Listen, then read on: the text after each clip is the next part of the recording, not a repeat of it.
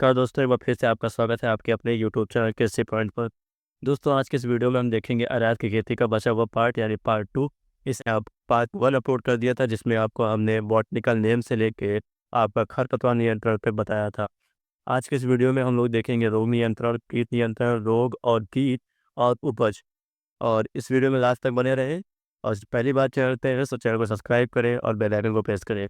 अगर इससे पहले आप हमारे अरहर खेती का इस वाले चैप्टर का पार्ट 1 नहीं देखे हैं, पहले जाके पार्ट 1 देखिए, उसके बाद पार्ट 2 देखिएगा।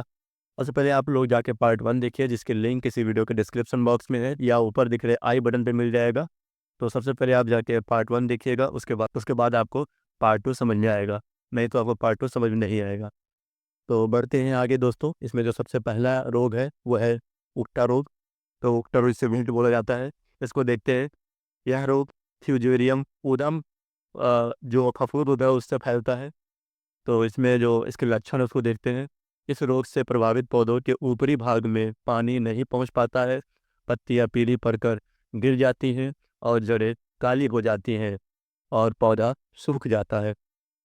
इसका जो रोकथाम है उसको देखते हैं। रोकथाम में सबसे पहले इसका देखते हैं। तो रोकथाम में सबसे पहला जो है, रोगी पौधों को उखाड़ कर जला देना चाहिए।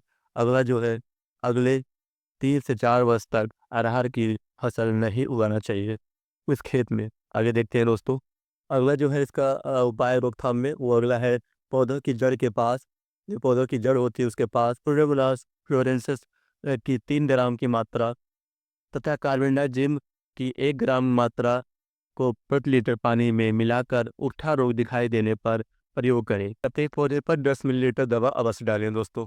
आगे देखते हैं। अगला जो रोग है दोस्तों आपका है बंधता मोजैक। इसको स्टेरिलिटी मोजैक बोला जाता है। स्टेरिलिटी मोजैक, यह रोग पीजन पी में स्टेरिलिटी मोजैक वायरस यानी कि PPSMV के कारण होता है। अगला जिसमें पॉइंट है दोस्तों वह है, इस रोग के कारण पौधों में पत्तियां अधिक लगती हैं जो आकार में छोटी होती हैं। पत्तियों का रंग हरा पीला हो जाता है और रोगी पौधे पर फूल तथा फलियां नहीं लगती हैं। इसमें जो अगला पॉइंट है, इस रोग के वायरस को माइटस एक मकड़ी होती है और वह कीट जो है फैलाता है। यह जो रोग है माइटस मकड़ी नाम के कीट से फैलता है। अगला जो पॉइंट है इसमें, इस रोग का अभी कोई नियंत्रण नहीं है, कोई रासायनिक दवा नहीं आई है अभी तक मार्केट में।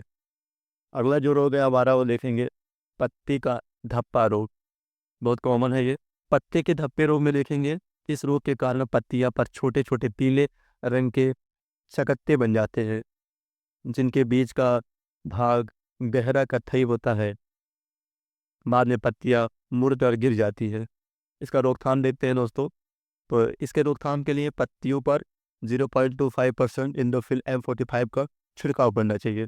अगला जो रोग है वो है तना। जो तना सड़ जाता है उसमें क्या होता है, यह रोग एक फफूंद के कारण लगता है। रोग में पौधे की जड़ें तथा तना का ऊपरी भाग स्वस्थ बने रहते हैं, परंतु तने के निचले भाग सड़ कर सूख जाते हैं और अंत में पौधा सूख जाता है। रोकथाम में जो इसका देखते हैं, इस रोग के नियंत्रण के लिए खेत में जल निकास का उचित प्रबंध करना चाहिए या जल निकास का उचित प्रबंध होना चाहिए। दूसरा जो है वो है रोग रोधी किस्में बोनी चाहिए।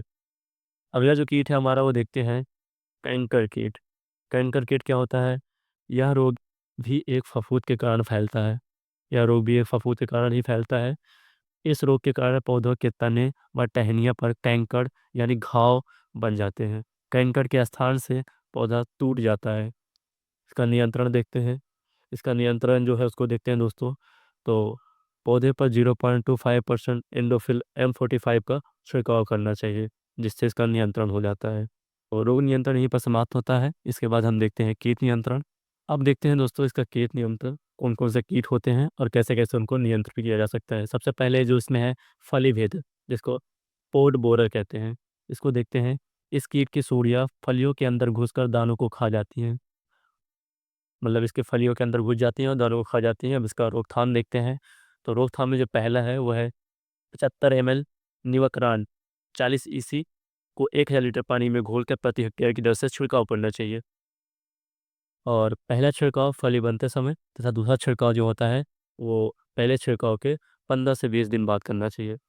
और जो दूसरा इसमें प्रयोग करना चाहिए वो है NPV का प्रयोग करना चाहिए। अगर आप अभी तक NPV नहीं जानते हैं तो आप हमारे इस चैनल पर जाएंगे, जो हमारी प्लेलिस्ट बनी है सस्य विज्ञान भाग 1 कक्षा 11 का, उसमें आपको पहले चैप्टर में ये चीज़ पढ़ाया गया है एनपीवी क्या होता है, तो आप उसको ज़रूर देखिएगा। अगला जो रोग है आपका वो है पत्ती लपेटने वाला कीट यानी लीफ रोलर। तो इसको देखते हैं। इस कीट की सूढ़ियाँ सितंबर अक्टूबर में अधिकांशतः फसल की चोटी की पत्तियों को लपेट कर उसके अंदर बैठकर पत्तियों को खाती है। वो इसका रोकथाम देखते हैं। इसके नियंत्रण में सबसे पहले देखते हैं क्या होता है कि इसके नियंत्रण हेतु इंडोसल्फान 25 cc को 1.5 लीटर को 1000 लीटर पानी में मिलाकर छिड़काव करते हैं। अगला जो है आपका जो अगला कीट है वो है तुरपाट फ्लाई, जिसको अंग्रेजी में भी बोलते हैं तुरपाट फ्लाई। इस कीट का मादा मुलायम फलियों में अंडे देती हैं मुलायम फलियों में अंडे दे देती हैं। इन अंडों को से लार्वा निकलकर दानों को खा जाते हैं। इससे कभी कभी उपज में 50 से 80% की कमी होती है। अब इसके नियंत्रण को देखते हैं। इसके नियंत्रण में क्या होता है, 1.5 लीटर सल्फान 25 cc को 1000 लीटर पानी में घोलकर छिड़काव करते हैं। आगे देखते हैं। अगला जो है वो है आपका प्लूम मोथ। इस कीट की सूढ़ियाँ अरहर के फूल, कलियाँ, फलियाँ तथा फलियों में दाने को नुकसान पहुंचाती है। आगे देखते हैं। इसके बाद फलियाँ गिर जाती हैं। अब इसका नियंत्रण देखते हैं। तो इसका नियंत्रण में जो इसका रोकथाम में देखते हैं, तो इसके रोकथाम में क्या होता है, फेनबेल रेट होता है। एक दवा का नाम है फेनबेल रेट, को 1000 लीटर पानी में घोलकर प्रति हेक्टेयर की दर से फसल पे छिड़काव करते हैं। आगे देखते हैं। अगला जो कीट है आपका वो है बिहार बालदार सूढ़ी। तो इसको अंग्रेजी में बोलते हैं बिहार हेरी कैटरपिलर। तो इस कीट की सूढ़ियाँ पत्तियों को खाकर नष्ट कर देती हैं। इसका रोकथाम जो है, ये जो बिहार बालदार सूढ़ी होती है पत्तियों को खा जाती है। इसके रोकथाम के लिए पौधों पर कीट के प्रारंभिक अवस्था में लिंडेन धूल का बुरकाव कर देना चाहिए। और जब सूढ़ियाँ बड़ी हो जाए तो 1.5 लीटर इंडोफिल 25 cc को अथवा साइपरमेथ्रिन को 1000 लीटर पानी में घोलकर प्रति हेक्टेयर की दर से फसल पर छिड़काव करते हैं। अगला जो आज का लास्ट पॉइंट है वो आपका उपज है। उपज जो है, उपज में सबसे पहले इसको देखते हैं। सबसे पहले उपज जो है आपका शुद्ध फसल में। अगला जो पॉइंट देखते हैं उपज, तो सबसे पहला पॉइंट जो है शुद्ध फसल में 16 से 20 क्विंटल प्रति हेक्टेयर, जो कि जिसमें रोग नहीं लगे रहते हैं उसको शुद्ध फसल बोला जाता है। जो पॉइंट है वो जिसका लकड़ी जो इसमें मिलता है, लकड़ी जो उसके तने जो बचते हैं वो 50 से 60 क्विंटल प्रति हेक्टेयर होते हैं। अगला जो मोस्ट इम्पोर्टेंट पॉइंट है जो यूपी कैटेगरी में पूछा जाता है वो है मालवीय चमत्कार 13 की उपज जो होती है वो 30 क्विंटल प्रति हेक्टेयर से अधिक होती है। दोस्तों, यह चैप्टर है खेती चैप्टर नंबर 8 है पर समाप्त हो जाता है। अगर अभी तक आपने हमारे चैप्टर 8 का जो पार्ट 1 है वो नहीं देखा है तो जाके प्लीज़ पार्ट 1 देखिएगा। लिंक डिस्क्रिप्शन में दिया हुआ है और आप ज़रूर देखिएगा। इसकी प्लेलिस्ट के सेक्शन आपको एंड स्क्रीन पर दिख जाएगा। तो एंड स्क्रीन पे आपको एग्रोनॉमी का 6-11 की जो प्लेलिस्ट सेक्शन है वो दिख जाएगी। आप उसको क्लिक करेंगे, आप सीधे पहुंच जाएंगे। आप हमारे इंस्टाग्राम चैनल को नहीं सब्सक्राइब किए हैं तो उसको सब्सक्राइब कर लीजिएगा। आप हमारे फेसबुक को भी जाके विजिट कीजिएगा। तो मिलते हैं अगली फसल में। तब तक के लिए खुश रहिए, मस्त रहिए और स्वस्थ रहिए। जय हिंद।